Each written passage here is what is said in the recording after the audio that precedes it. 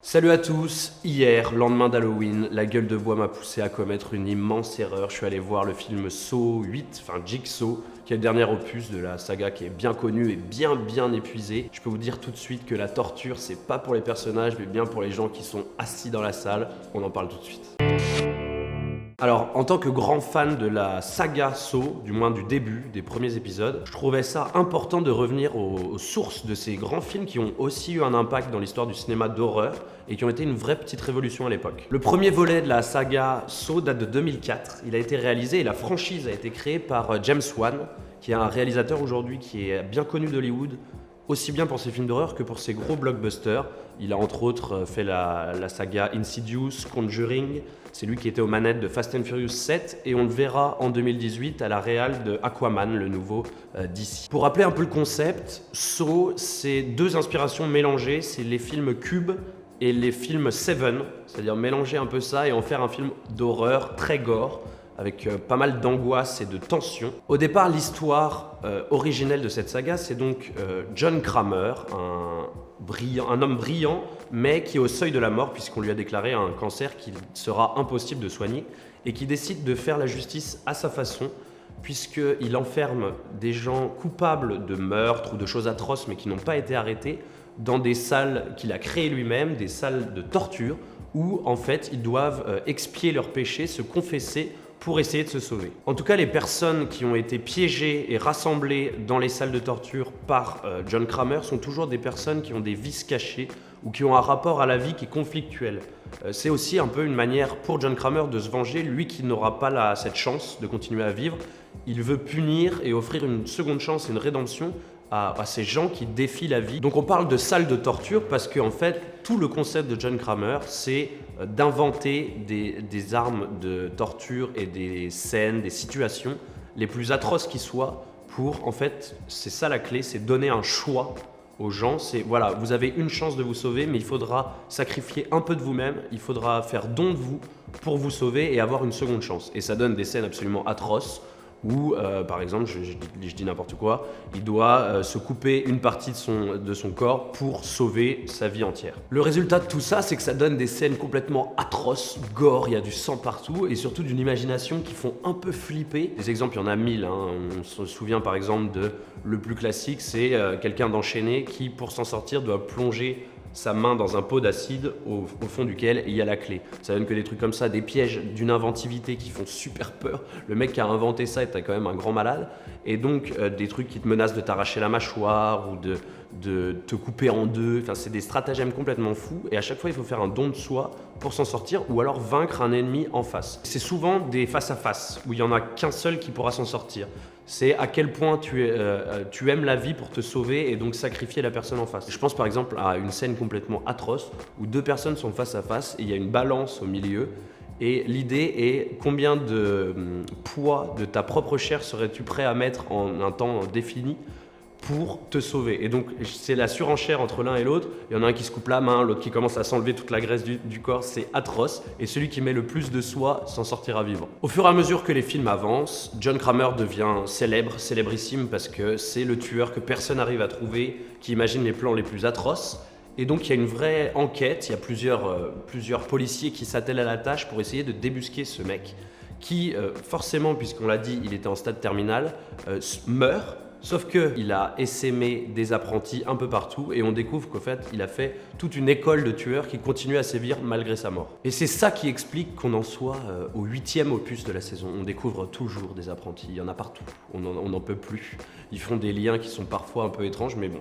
C'est exactement ce qui se passe dans le dernier film Jigsaw, où il y a encore, 10 ans après, un énième apprenti du tueur John Kramer. On est donc 10 ans après, John Kramer est mort et enterré, tout le monde est soulagé dans la ville, sauf que on découvre une série de meurtres qui ont exactement le même procédé et les mêmes marques, c'est-à-dire cette petite pièce de puzzle qui est découpée dans la chair sur des corps. Et le fait est que la fascination est telle pour John Kramer, on a tellement peur de ce personnage que les gens commencent à paniquer et à se dire est-ce que ce mec est vraiment mort ou est-ce qu'il est revenu d'entre les morts pour continuer à faire ses projets macabres. En fait, il a survécu à travers les enseignements qu'il a donnés à encore un autre apprenti. Et il y a un jeu sur le temps, je ne vais pas en révéler plus, mais il y a un jeu sur le temps qui fait qu'on est un peu piégé et qu'on pense à un moment vraiment que John Kramer est encore vivant.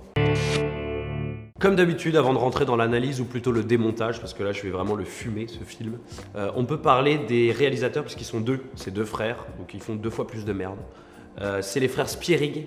Alors je connaissais pas, et ben tant mieux. Ils ont fait le film Prédestination il y a pas longtemps. Comme pour le pitch, je vais toujours faire une espèce de comparaison et d'hommage au premier Saw pour mieux défoncer le 8, puisque c'est vraiment une trahison originelle des films qui sont une petite révolution à l'époque, comme je l'ai dit.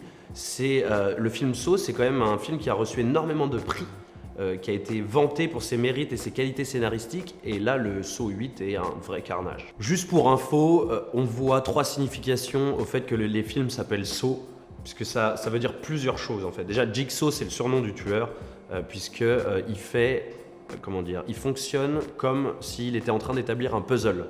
Comme je l'ai dit, il laisse sur ses victimes une petite pièce de puzzle découpée au scalpel dans la chair des victimes. Jigsaw, ça veut aussi dire la scie circulaire, et c'est une des armes favorites de John Kramer, puisque dans à peu près tous ses pièges, ça finit par un coup de scie circulaire et une tête qui tombe. Et enfin, Saw, c'est aussi le verbe voir, et on sait que Jigsaw assiste à tout ce qu'il organise à travers des caméras qui sont un peu partout et qu'il est aux manettes et donc il regarde ses victimes faire un choix entre la vie et la mort. Jusqu'au 4e volet, la saga Saw était réussie, aboutie et bien ficelée. Le problème, c'est qu'à la mort de John Kramer, ce qui se passe dans le 3, mais dans le 4, il est encore présent en souvenir, etc., jusqu'à la disparition du personnage de John Kramer, tout va bien. Au contraire, on a l'ennemi, il est organisé, machin.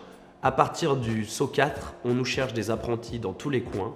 Ça perd complètement son sens et ça manque d'inventivité, on a du mal à se renouveler, donc ça tourne en boucle. Et c'est ce qui fait que là, le Saw 8, c'est l'apothéose, c'est un renouveau complètement raté. Et raté pour plein de raisons, pour toutes les raisons du monde d'ailleurs, mais la plus importante me semble être quand même la délicatesse et l'horreur du scénario. Le scénario est incroyablement mal fait, mal écrit, et ça devient une vraie caricature, même un film comique, tellement c'est raté, de ce que c'était avant. Ça tient à plusieurs choses. Ça tient au fait qu'on soit quand même au 8e opus, donc comme je l'ai dit, se renouveler c'est quasiment impossible, ou alors il faut être un génie, il faut avoir des idées de malade, ce qui n'est clairement pas le cas.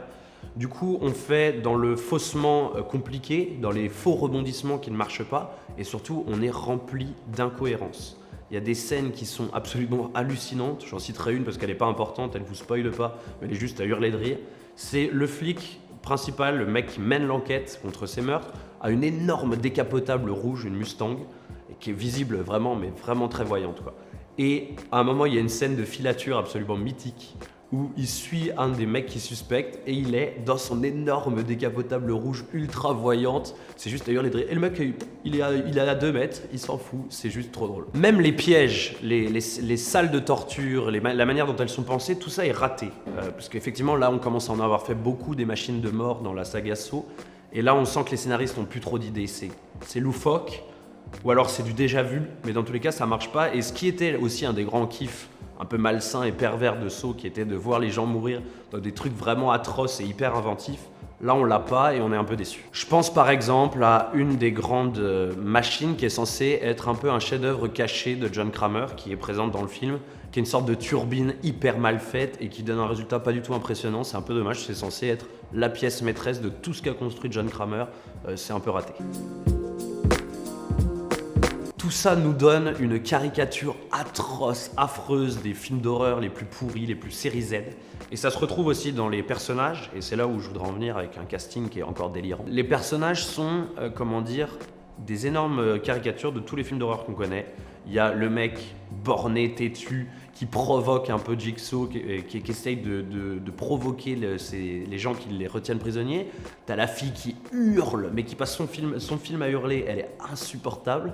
T'as le mec qui lui est un peu le mec intelligent, le rassembleur qui essaye de faire que tout le monde avance ensemble et qui meurt atrocement comme par hasard. Donc voilà, tout ça, ça fait des profils type d'un film moyen et ça fait un ensemble qui est délirant. Surtout que le casting est nul à chier. L'interprétation est catastrophique, ça hurle dans tous les sens, même en mourant, ils sont nuls. Ils sont pires que Marion Cotillard dans The Dark Knight Rises. Ils meurent tous comme des merdes. Or, pour un film d'horreur, c'est quand même assez important de bien savoir mourir. Même les flics sont très mal réussis. Ce qui était bien aussi dans la saga Saw, c'est que les flics avaient un vrai personnage, un vrai rôle et se retrouvaient souvent confrontés directement au piège du tueur John Kramer. Dans le 1, on avait Danny Glover, quand même l'arme fatale, super acteur et qui jouait un flic pareil, sous tension et qui était vraiment déterminé à arrêter Jigsaw et ça faisait un vrai truc. Dans les saisons d'après, on a eu Donnie Wahlberg, qui est le frère de Mark Wahlberg, qui lui jouait Matthews, qui était vraiment en lien direct et qui se retrouve même piégé par John Kramer. Tout ça, c'était des flics qui avaient une vraie personnalité, une vraie importance. Et là, le flic est caricatural. T'as le bon flic tiré à quatre épingles qui est des affaires internes et qui surveille un peu le mauvais flic qui prend des pots de vin, qui a fait des erreurs, etc., qui est badass en Ford Mustang. Caricatural, mal joué, donc dramatique. En termes de jeu, le pire étant cette fausse tension qui existe, qui est l'apprenti de John Kramer. Du coup, on commence à suspecter à tour de rôle des flics, des médecins légistes, des machins. Chacun joue très mal sa partition et du coup, on arrive à griller assez rapidement qui est le tueur. Et la scène de révélation, je vous en dis pas plus, mais c'est juste, elle est magique. Magique. Enfin bref, vous avez compris, c'est l'énième épisode d'une licence qui n'en peut plus de s'étirer, qui tourne en rond, mais vraiment, ça tourne en rond complet. Il fallait arrêter au moment où John Kramer disparaissait des films. Là, ils en profitent, ils essayent de faire toujours plus d'argent. Sachant que le Jigsaw aux États-Unis est en tête du box-office, ça cartonne. Bon, merci les Américains. On voit qu'ils essayent d'étirer le filon. Et la preuve, c'est que la fin de ce Jigsaw laisse présager encore un œuf.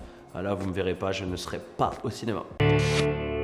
C'est l'heure, comme d'habitude, de ma note et de mon verdict. Là, ça va saigner. D'habitude, je suis assez clément avec tous les films. Je suis plutôt un mec gentil, mais là, ça pouvait pas passer à travers. J'ai mis 2 sur 10. Et encore, les 2 points sont pour l'ensemble de l'œuvre Saw. Et ça rattrape un film qui est désastreux. Et vraiment, j'ai été très, très, très déçu pour une franchise que j'aimais bien et qui devient du grand n'importe quoi. Voilà, c'est tout pour cette analyse de ce magnifique Jigsaw. J'ai pas pour habitude de faire des vidéos à charge, mais là, il fallait vraiment pousser un coup de gueule pour ce qui est en train de devenir une franchise qui était cool et qui est maintenant juste atroce. Nous, on se retrouve comme d'habitude dès lundi pour l'analyse de l'épisode 3 de The Walking Dead. Espérons que ça me sauvera et que ça me réconfortera de cette atrocité que j'ai subie hier. En attendant, comme d'habitude, n'oubliez pas, likez, partagez, abonnez-vous. Ciao!